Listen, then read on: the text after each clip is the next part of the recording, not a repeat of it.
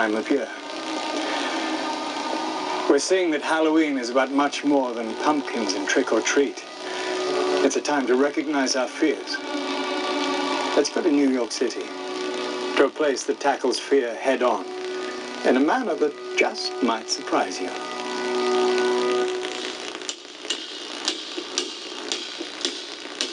It's a way of chipping away, I suppose, at who I am in some strange way, to try and discover more about myself, my darker side, or what's in me. And certainly to search out the darker side means I realize more about the strength of goodness, what is real.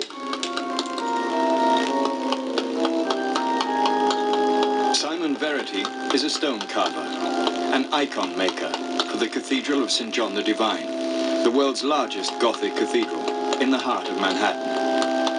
As an artist, Simon's reality is shadow. He needs both light and dark to accomplish his task, molding chaos into order. This cathedral stands for cosmological order, and it's very beautiful, but within order there is always chaos. Otherwise you can't have life without the chaos. Nothing moves. One of my tools is this point, and that's my shadow making tool. That's my chaos tool, and this is my chisel, my ordering tool. So that's chaos and order,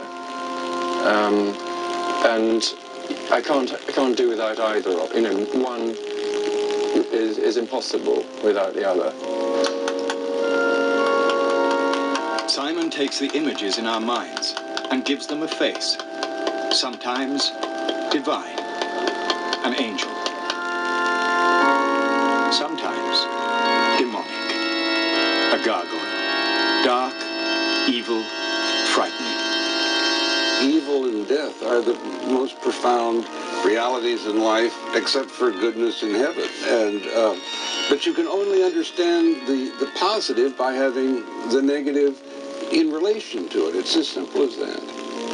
And Halloween is one marvelous time for people to get these profound images of again, primordial childhood images, which we have with us till our death of evil. For one night a year, St. John the Divine confronts chaos, death, darkness, and evil in a very special way, by turning its spiritual world upside down. Light gives way to dark. Angels make room for demons. Most churches shun Halloween as sacrilegious, a pagan festival, but St. John the Divine embraces it as a perfect opportunity to confront the darker side. Each year they invite in the community for a Halloween extravaganza, a parade of ghouls.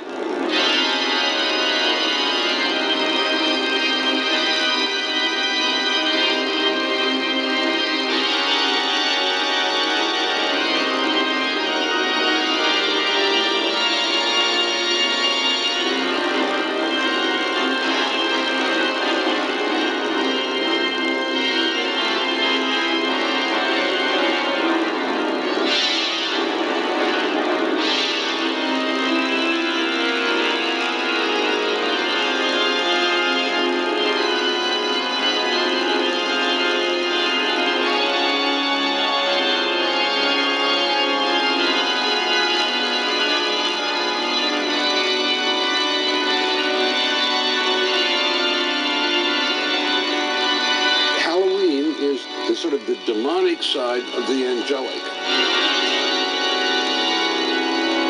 Your most primitive childhood fears are here lifted up in a very extraordinary art form, and you're thrilled to be frightened. The point that's critical is to remember that Halloween is 1 out of 365 days. It's that day in which we sort of kick up our heels and are frightened and are screaming and that sort of thing. We don't do that 364 days. We do it 1 day a year. But that day is terribly important.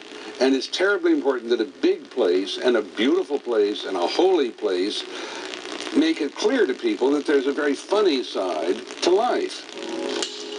I have this strange beast who's really a lion, and he's got an extraordinary tongue that goes out through his bat ears and through his eyeballs, pulls back his nose in the centre, which is really a sort of cauliflower, and comes back and round back into his mouth. I think he's strange and has a different life than what I would have expected to have had. I'd become part of him. I got deeply involved in being him at some stages, and therefore there's some life in him, I think.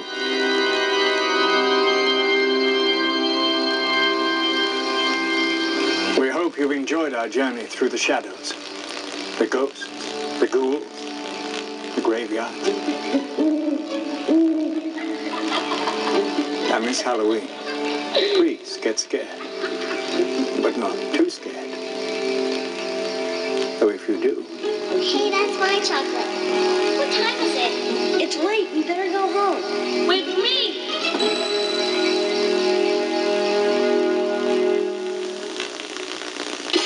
Become one with the mud. Experts have recently begun